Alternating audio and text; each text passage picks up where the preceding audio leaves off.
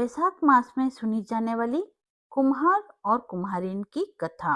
नमस्कार, आज मैं आपको वैशाख मास में सुनी जाने वाली कुम्हार कुम्हारिन और एक गधे की कहानी सुनाऊंगी। यदि आपको कहानी पसंद आए तो आप कमेंट बॉक्स में जय श्री हरि अवश्य लिखें। आइए कथा को प्रारंभ करते हैं।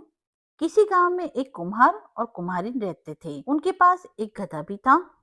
वह रोज गधे को लेकर मिट्टी लेने पहाड़ियों की तरफ जाते थे और मिट्टी खोदकर गधे पर रखकर अपने घर मिट्टी ले आते थे और उस मिट्टी से मटके बनाकर बेचते थे। कुम्हार दंपति को कई साल बीत गए और वह इसी तरह पहाड़ी से मिट्टी लाते, घड़े बनाते और बेचते।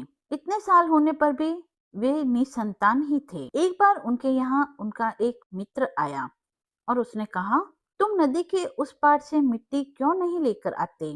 वहां मिट्टी बहुत अच्छी और चिकनी है। तुम उस मिट्टी को लेकर आओ और उससे घड़े बनाओ। इससे तुम्हारे घड़े बहुत सुंदर बनेंगे और मजबूत भी होंगे। इससे तुम्हें घड़े की कीमत भी अधिक मिलेगी। मित्र की बात सुनकर कुम्हार दंपति ने नदी के उस पार जाकर मिट्टी लाने का फैसला किया और उस समय वैशाख का महीना चल रहा था और वह पति पत्नी सुबह जल्दी उठकर अपने गधे को लेकर मिट्टी लेने के लिए जाने लगे।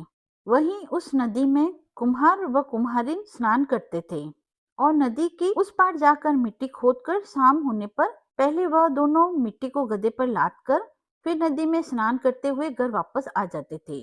धीरे धीरे इसी तरह पूरा वैशाख का महीना बीत गया। कुछ समय बाद कुम्हार की पत्नी गर्भवती हो गई और 9 महीने बाद कुम्हार की पत्नी को एक पुत्र रत्न की प्राप्ति हुई। कुम्हार कुम्हारिन इस पुत्र को प्राप्त कर बहुत ही खुश हुए। उन्होंने पूरे गांव में लड्डू बंटवाए। अब उनके रिश्तेदार और गांव वाले उन्हें बधाई देने आए और उन्होंने कुम्हार दंपति से पूछा कि यह चमत्कार कैसे हुआ। तब उस गांव के सरपंच ने कहा कि हमें पंडित को बुलाना चाहिए और उनसे पूछना चाहिए कि कुम्हार और कुम्हारिन के जीवन में यह चमत्कार किस कारण हुआ है। सरपंच ने पंडित जी को बुलाया और पंडित जी से इसका कारण पूछा। वह पंडित जी बहुत ही ज्ञानी और विद्वान थे। उन्होंने अपना ध्यान लगाया और सब जान लिया। फिर पंडित जी ने कहा कि इन पति पत्नी ने अनजाने में वैशाख मास में स्नान किया था और उसी का इन्हें फल प्राप्त हुआ है। और साथ ही उन्होंने कहा कि अनजाने में किया गया वैशाख स्नान उन्हें इतना फल दे गया। यदि जानकर और सच्ची श्रद्धा से वैशाख मास का स्नान किया जाए तो पता नहीं इसका कितना पुण्य प्राप्त हो सकता है। पंडित जी ने कहा कि आपने सही कहा। जो कोई भी विधि पूर्वक वैशाख स्नान करता है, वैशाख मास में बड़, पीपल, आकड़े के पेड़ और केले के पेड़ को सींचता है, सुबह शाम दीपक जलाता है, उसे उसका अत्यधिक फल प्राप्त होता है। मनुष्य के कई जन्मों के पाप धुल जाते हैं, दरिद्रता का नाश हो जाता है, निसंतानों को संतान की प्राप्ति होती है, कुंवारी लड़कियों का जल्द ही विवाह हो जाता है। अभी पंडित जी वैशाख मास की महिमा को बता ही रहे थे कि तभी कुमार के गधे की मृत्यु हो जाती है और वह दिव्य देह धारण कर लेता है। साथ ही एक विमान उस गधे को लेने के लिए आता है। गधा उस विमान में बैठकर चला जाता है। यह उसके वैशाख स्नान का पुण्य ही था जो उसे विमान में बैठकर जाने का पुण्य प्राप्त हुआ।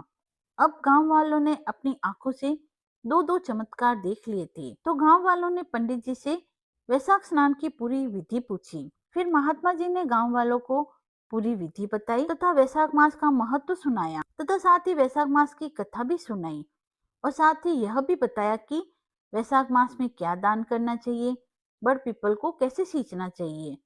फिर सरपंच ने सब जगह यह ढिंडोरा पिटवा दिया कि वैशाख मास में दान, पुण्य और स्नान करना चाहिए, इससे शुभ फलों की प्राप्ति होती है। अतः यह कथा हमें यह सिखाती है कि वैशाख मास में अनजाने में किए गए स्नान का भी अत्यधिक पुण्य प्राप्त हो जाता है और यदि जानकर वैशाख स्नान, पूजा पाठ, व्रत व दान किया जाए तो इसका पुण्य फल करोड़ों गुना अधिक हो जाता है। इसीलिए वैशाख मास में स्नान, दान, धार्मिक कर्म अवश्य करने चाहिए क्योंकि यह हमारे पुण्य को कोटि कोटि गुना अत्यधिक बढ़ा देते हैं। कथा समाप्त हुई। धन्यवाद। जय श्री हरि।